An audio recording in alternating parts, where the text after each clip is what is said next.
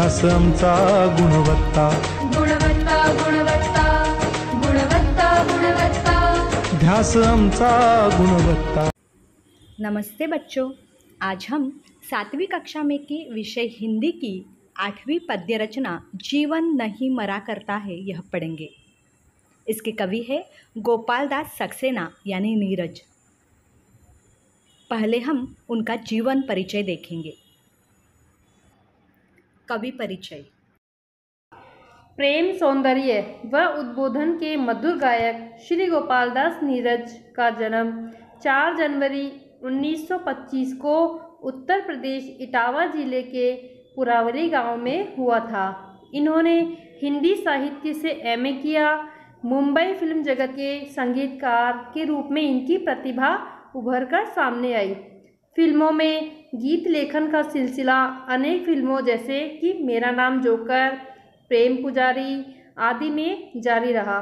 19 जुलाई सन 2018 में इनका देहावसान हो गया। नीरज जी को विश्व उर्दू परिषद पुरस्कार, पद्मश्री सम्मान तथा 3 बार फिल्म फेयर जैसे अनेक पुरस्कारों से सम्मानित किया जा चुका है। इनकी प्रमुख रचनाएं हैं दर्द दिया, प्राण गीत, नीरज की पाती, गीत भी अगीत भी, नदी किनारे आदि ये सब इनकी रचनाएं हैं। तो अब हम इनकी कविता शुरू करते हैं। छिप छिप अश्रु बहाने वालों, मोती व्यर्थ लुटाने वालों, कुछ सपनों के मर जाने से जीवन नहीं मरा करता है। प्रस्तुत कविता में कवि कहता है कि यदि हमारा कोई सपना पूरा ना हो पाए या समय से पहले ही टूट जाए तो हमें निराश नहीं होना चाहिए। हमें छिप छिप कर नहीं रोना चाहिए। हमें अपने हमारे आँखों में जो मोती रूपी आंसू है उन्हें हमें व्यर्थ नहीं बहाना चाहिए। कुछ सपने यदि पूरे नहीं हो सके तो हमारा जीवन समाप्त नहीं होता। इस कविता में कवि ने मनुष्य को आगे बढ़ने के बारे में बताया है। यदि जीवन में कुछ मुश्किलें आ जाएं तो हमें हार नहीं माननी चाहिए, बल्कि उन मुश्किलों का हमें डट कर सामना करना चाहिए। कवि कहता है कि यदि गलत हो जाए तो हमें रोना नहीं चाहिए। अपने सपनों के टूटने से हमारे जीवन का अंत नहीं होता है, हमें आगे बढ़कर सामना करना चाहिए।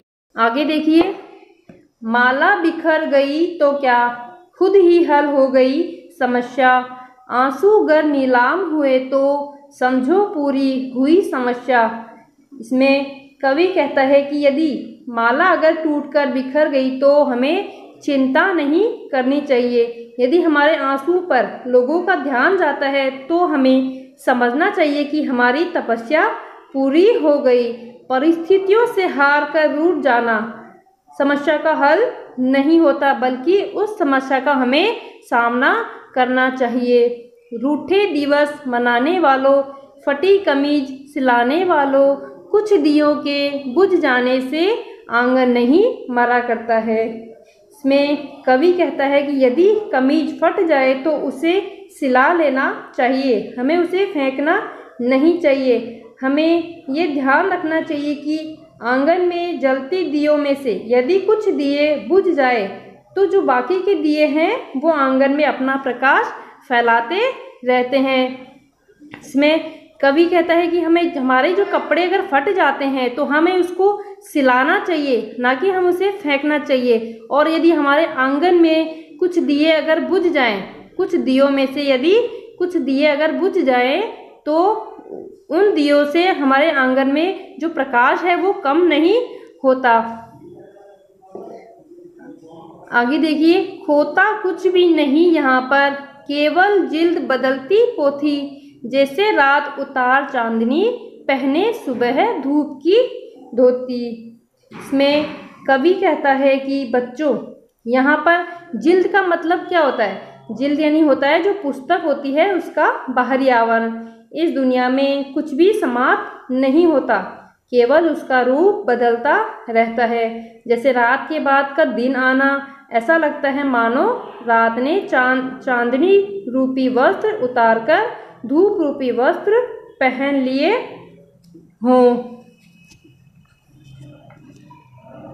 आगे देखिए, वस्त्र बदलकर आने वालों, चाल बदलकर जाने वालों, चंद खिलौनों के खोने से बचपन नहीं मरा करता है। इसमें कवि कहता है कि यदि वस्त्र बदलकर आने वालों, चाल बदलकर जाने वालों, कुछ सपने टूटे जाने पर या खिलौनों के खोने से बचपन नहीं मरा करता है। हमें ये समझना चाहिए कि यदि बचपन में खेलते समय कुछ खिलौने टूट जाते हैं या कुछ खो जाते हैं तो उनके खिलौनों के टूटने से बच्चों की जो सेहत होती है, बच्चों का जो आनंद होता है, उस पर कोई असर नहीं पड़ता है। वो थोड़ी देर के लिए तो उदास होते हैं, लेकिन वो फिर वापस से भूल जाते हैं और अपने आनंद में खो जाते हैं। कितनी बार गगरिया फूटी, शिकन आई पनघट पर, कितनी बार किश्तियाँ डूबी, चहल पहल वैसी है तट पर।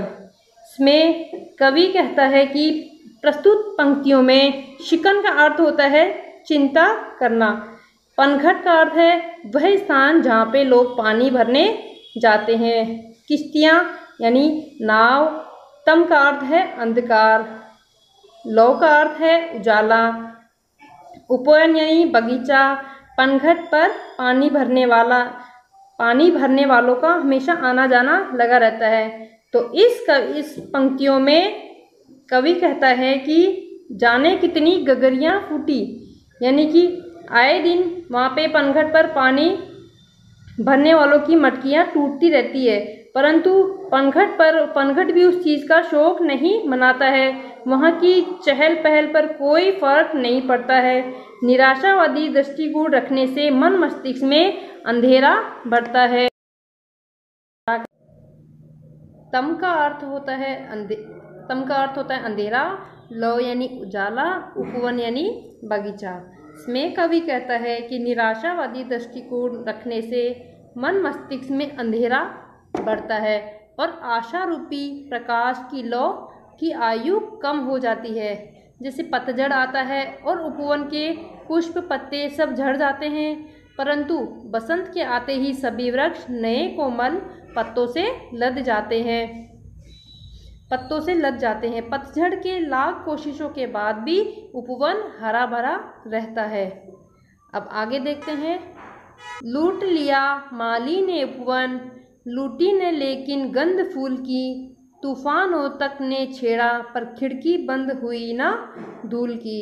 इसमें कवि कहता है कि माली प्रतिदिन उपवन के सभी फूलों को तोड़ लेता है, लेकिन वह वहाँ की जो सुगंध होती है, फैली हुई सुगंध होती है, उसको नहीं लूट सकता।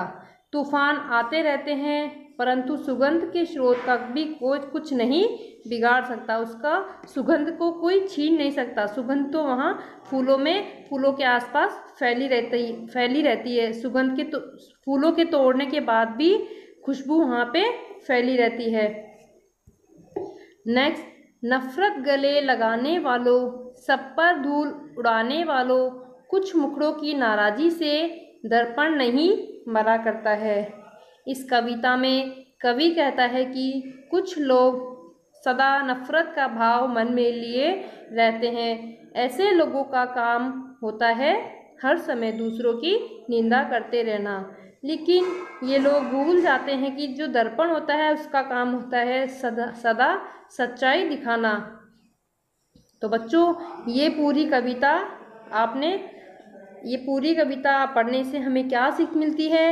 ये पूरी कविता हमें पढ़ने से सीख मिलती है कि हमें जीवन में छोटी छोटी असफलताएं मिलती रहती है, लेकिन हमें उन असफलताओं को दूर करके हमें सफलता पाने की कोशिश करती रहनी चाहिए, मेहनत करती रहना चाहिए। इसका अर्थ ये नहीं होता कि हम जीवन जीना छोड़ दें या हम अपनी हार मान लें। अभी तो हमें बहुत ज़्यादा मेहनत करनी है और बड़ी सफलताएं हासिल करनी चाहिए। हमारे प्यारे बच्चों, हमारा जीवन बहुत ही खूबसूरत है, इसे हमें व्यर्थ के कामों में बर्बाद नहीं करना चाहिए। हमें अच्छे कार्य करके अपने माता पिता का नाम रोशन करना चाहिए। गुणवत्ता गुणवत्ता गुणवत्ता ध्यास आमचा